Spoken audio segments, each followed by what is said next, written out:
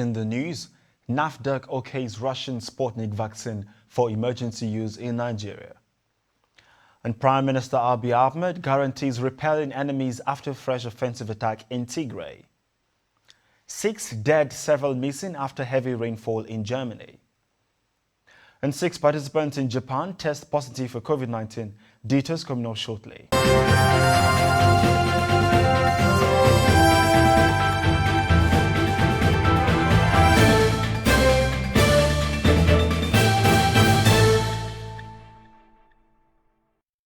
It's good to have you join us on TOS Television, your digital-first Pan-African news network. I am Merciful Ajinomo, and you're watching TOS News 360. 309 billion naira has been approved by the Federal Executive Council for road contracts, which will be handled by the Dangote Group. The Minister of Works and Housing, Babatunde Fashola, disclosed this to newsmen after the council meeting on Wednesday that 5 road projects totaling 274.9 kilometers of federal road under the federal government road infrastructure tax credit policy will be advanced by the Dangote Industries as tax credit. He revealed that the action is part of the government's multiple funding options with the private sector. The House of Representatives is due to pass amendments to the Electoral Act 2010 on Thursday, July 15, barring any last-minute change in plan. The Committee on Electoral Matters laid its report on the Electoral Act 2010 Amendment Bill at the plenary on Wednesday. The chairman of the committee, Aisha Duku, prayed the House to receive the report on a bill for an act to repeal the Electoral Act No. 6, 2010 and enact the Electoral Act 2021 to regulate the conduct of federal, state and area councils in the Federal Capital Territory elections. The federal government of Nigeria, in its implementation report of the Ogoni Land Cleanup Project, said it has been able to provide a total of 2,000 temporary jobs for youth in the affected communities. This was made known by the Minister of Environment, Dr. Mahmoud Abubakar, while briefing the media on the implementation of UNEP report on Ogoni Land Cleanup Project Tuesday in Abuja. The coalition of northern groups has raised alarm over an attempt by the Vice President of Nigeria, Yemi Osinbajo's economic team's plan to weaken the economy of the northern region through his team's recently approved privatization plans of 5 power plants. The coalition has specifically asked the Vice President, who is the chairman of the National Economic Council, the National Council on Privatization, and the Bureau of Public Enterprises, to halt all processes aimed at privatizing the Calabar, Ihobvo, Olorunsogo, Omotosho and Geregu power plants. Of northern groups has taken note of the latest plan to further diminish the economic viability of the northern region by powerful interests in the south by taking advantage of Vice President Yemi Osinbajo's position as chairman of the National Economic Council, the National Council on Privatization, and the Bureau of Public Enterprises.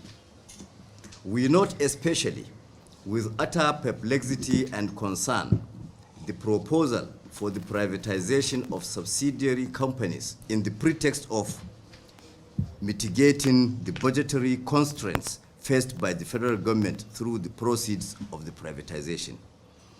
As the representative of various interest groups from northern Nigeria, the CNG has studied the proposal carefully and concluded that it is the most dubious, unreasonable, and unacceptable act of injustice that is being perpetrated against Nigerians collectively and Northerners in particular. We categorically declare that the North would go to any length to challenge the continuance of this dubious plan without involving the region in the discourse to determine, in the context of the applicable policy, legal and regulatory framework, the appropriate legal framework or legislation under which the transaction. The Director General of Nigeria's Food and Drug Regulating Agency, NAFDAC, Mojisola Adeyeye, during a press briefing in Abuja on Thursday, announced that the agency has given approval for Russian Sputnik COVID-19 vaccine to be used in the country. The approval is coming after the World Health Organization, the European Union, and UNICEF expressed concerns over the vaccine.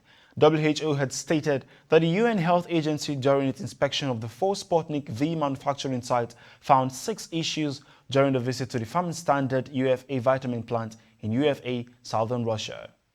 This is TOS Television Network, and you're watching News 360. More stories after the break. Do stay.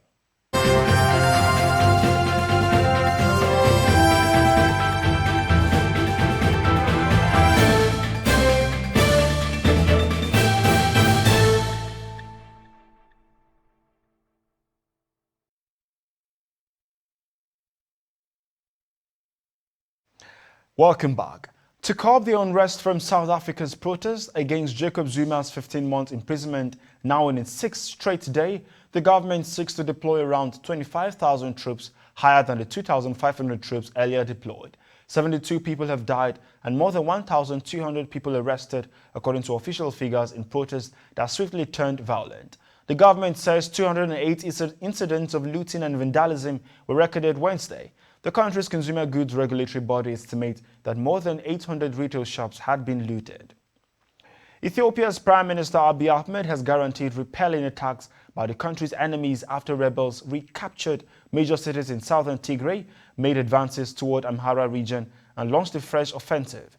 A unilateral ceasefire that was declared last month, according to Abiy, was to avoid further conflict, to provide the people with a reprieve during the famine season, and to allow aid operations to proceed without excuse.